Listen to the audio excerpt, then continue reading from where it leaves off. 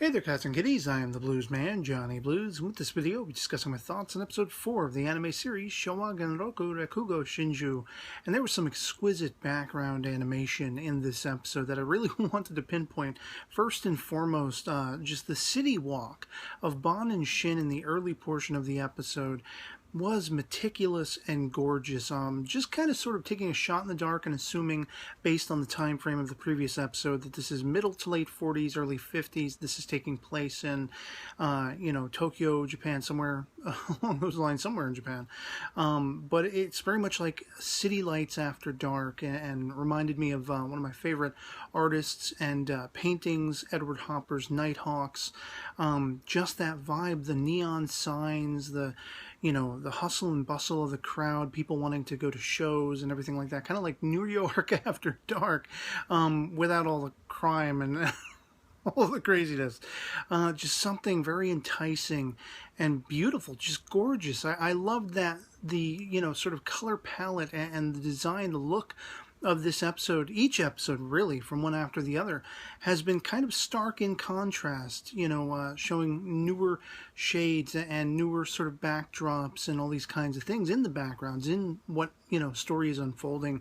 As I said with the previous episode, it was like watching a classic film about this character drama set with World War II in the backdrop, and this one's much more, evolving beyond that, dealing with, sort of memoirs of a geisha aesthetics and everything like that, and just so beautiful. And I realized watching this episode, where once again we have a full Rakugo performance by Shin in this episode, taking on the name Sugoroku, and subsequently, if I can also point to another aside briefly about that, I think it's interesting how there's that competitorship between both Bon and Shin will become known as Sugoroku, and Bon will eventually be the new Yukumo, so that's quite interesting. Is that simply because of whatever happened to Shin to take him out of the loop? Is it something where, Bon really earned? We see how much strife he has trying to be a Rakugo performer in this, past framework. But is it something he eventually earns? Is it something because he is just, the favored son or the favored apprentice to the former Yukumo master and everything? But I realized the genius in this anime series, and I'm assuming the source material, in retelling these full Rakugo performances. It's very much living up to the epitome of what these characters, what is their drive, what is their motivation. From the first episode, we're basically left with this idea with Bon as the modern Yukumo. He wants to pass this art form on to another generation, and it seems like this is a concurrent theme from the former Yukumo master and everything, trying to teach both Bon and Shin and other apprentices and other Rakugo performance masters and everything like that. This anime, by way of telling this story and relating these characters and what their passion for this art is in and of itself, sort of bridging that gap to a new generation, to show the Rakugo for what it is, and show it for its just, the meticulous care that goes into it, the just high range of emotions that are needed to be able to put on various different kinds of performances, from, sort of shocking horror stories to erotic stories to comedies and all these kinds of things. And very much, it's like passing on the torch, but through an anime format, drawing you in as being attracted to anime, being an anime fan, an otaku, whatever you want to call it, and then using that to get its foot in the door and debut you to this awe-inspiring performance art from ages ago. That was something that was all the rage and that kind of thing, and really bringing it forth to modern audiences for anyone who's actually been sticking with and captivated by such a series as this. And I just think it's pinpointed genius, because that's what the characters themselves want. That's what they most desire, to let everyone know, and to let new generations, future generations, understand how important this was to them, how magnificent and awe-inspiring it can be, and how much strife and how many hurdles a performer might have to go through to try to attain just some level of perfection. And I love that this is also paralleled in the dialogue between Bon and, the former Yakumo master in this past setting, about perfection isn't what we really desire. We desire imperfection. If something looks too good, it probably is a bad deal. It's not something we really want. We don't want something perfect. We don't want something that we can never hope to live up to ourselves. We are all human and perfect. We all exist and learn by our missteps and our imperfections. And I love that idea, that concept, because as perfect seemingly in performing as Shin is, which Bon idolizes and he feels so jealous of, he's got to understand he's not really focusing on himself, what he can bring to the table himself. Now, of course, for Bon, as we see at the start of this episode, he's also working as a maitre d' in a sort of, posh restaurant, to the point where he doesn't want Shin showing up unannounced or at all, especially begging for money, panhandling, and everything like that, for drinking money. We see their situation. It's like bachelors, roommates living together, and it's all on Bon to make the money and keep the rent paid, which was apparently, per the dialogue, Shin's idea, but he just wants to be the Rakugo performer. It's like, Bon, you get the job. Don't worry about having to study Rakugo. I'll be the one who goes and does performances. And it's weird because there is a competitorship. There is certain levels of adversarial qualities going on between them, but at the same time, they're close friends. And it's interesting that, because what really sort of pinpointed this to me was the fact that, much as I was fearing, and thankfully was not the case, I was fearing a sort of love triangle with this Miyokichi character who debuted at the tail end of the previous episode, where both of these guys would be sort of, finding out about her and having a rivalry over her, and there was nothing like that. Not to say that that can't come down the line at some point. And I was actually kind of surprised to find the former Yakumo master, the whole reason for bringing Miyokichi to this, taking Bon out. And I don't even know if Shin was supposed to come along for that. He extended the invitation to Bon alone, and Shin's just there, and he's getting flirty with the chick and everything. But, this Yakumo master, he's like, oh, don't tell my wife. I met her back in Manchuria, set her up as a geisha, and, wink, wink, nudge, nudge, don't tell the wife, all that kind of stuff. And the servant doesn't want anything to do with it. So it's his mistress, I guess. But at the same time, he's, his instigation to bring her along is to kind of sort of hook her up with Bon, I guess. Make a man out of him. No, exactly. It's quite awkward. And Bon is definitely feeling the awkward vibes from this, as they've been to see this stage performance, and when they've after the show, Shin and the master have gone off, Miyokichi comes in, tries to get closer to Bon, and that's very much what apparently this is all about. But it does seem like she actually has an attraction toward him, because who doesn't? All the ladies of the town think, of Bon as this really pretty boy kind of character. And, it kind of brings up some questions, because, of course, she wants him, knowing he was a dancer and a performer, she wants to be taught how to perfect dancing and everything, because the requirements of her geisha position and all this stuff might all just be hullabaloo, excuses to get them together. I don't know.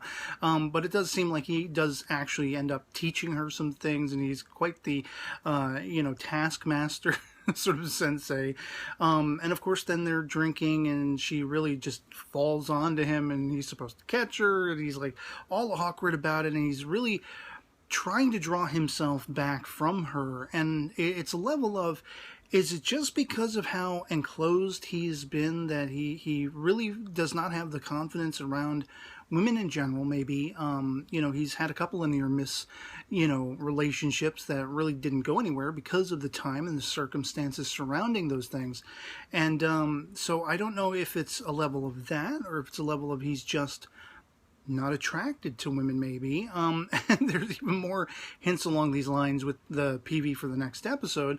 But it's one of those things where, pinpointing the relationship between Bon and Shin, respectively, and that rivalry, there's a bravado between them, where Shin is always constantly chewing Bon's ear off with how good he's got it, with how perfect the scenario is. And as soon as Bon mentions, because, you know, Shin brings up the fact that, what do you think about that? The master with this geisha chick, Miyokichi. And Bon's like, hold it. Before you say anything else, she wants me to meet with her. And Shin's whole demeanor changes, and it's one of those things where it's like the other foot has dropped, the tables have been turned. Now, could it be that Shin is feeling a level of jealousy in the fact that, you know, something is going right for Bon? I mean, is he only really happy and content as long as he's got everything he's got and he can brag about it to Bon, and Bon has nothing really to come back with to brag about? You know, you have them, on the one hand, supporting each other, but at the same time competing against each other in that whole framework. And that is something that's quite captivating if it's told from this particular point of view and in this particular way. If it did develop into some kind of love triangle where Shin tries to mac on Miyokichi and it really, you know, sets about a divide between them, a rift between them, if it's done in this kind of pacing, with this kind of emotional, you know, current back and forth, I could actually see being quite captivated by it, as long as it doesn't become overly melodramatic and, you know, sort of cliche and typical. It could be quite captivating. And for a series like this, I really don't have any more fears to that effect. Like that could, you know, it could get melodramatic or it could get just cliche and predictable, because there's so much charm and depth and pathos and just so much great characterization and storytelling, and the backdrops, the animation, the characters, the way they are, you know, displayed, the way they are drawn and everything. I mean, I was just mesmerized by Miyokichi's overall look and everything like that. And to see that she's making the move on Bon, because Bon is this pretty boy, but it's like I say, is it that he's been enclosed, that he is reluctant, you know, around her because it's just something he's never experienced before?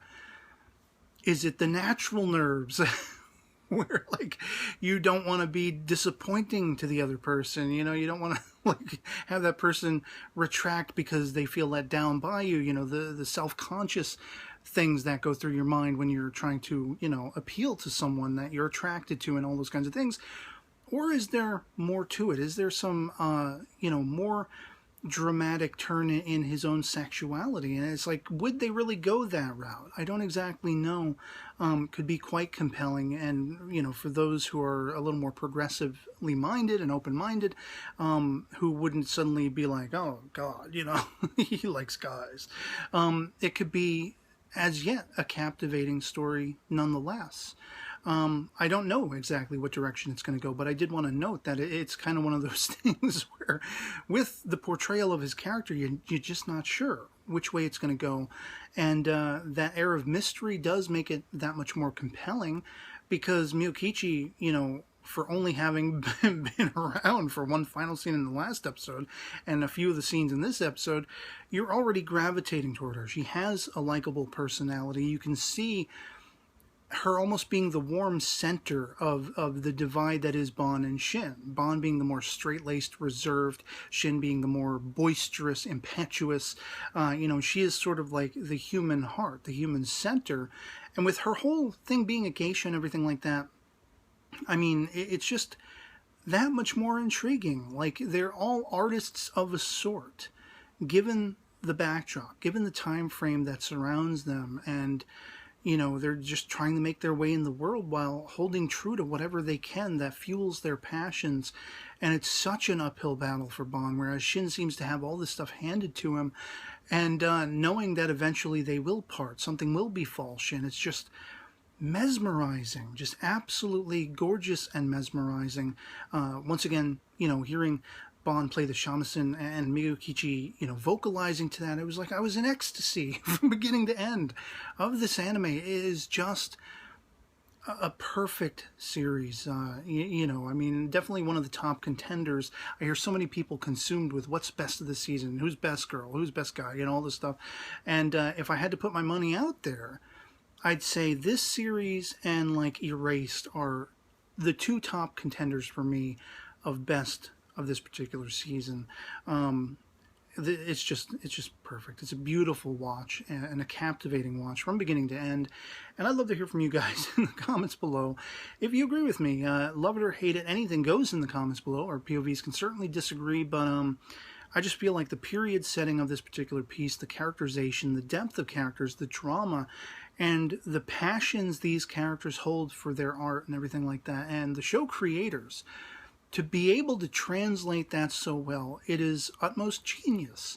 To be able to see, this performance art I'd never heard of before watching the series, and that could be, the same could probably be said for a majority of people watching the series, and how captivating Rakugo is, to go along with how captivating everything else is anyway. It's just wondrous. And so yeah, as I say, I'd love to hear from you guys, and otherwise, as we pretty much it for me on this, hope this video finds you well, and I'll catch you all later. Peace.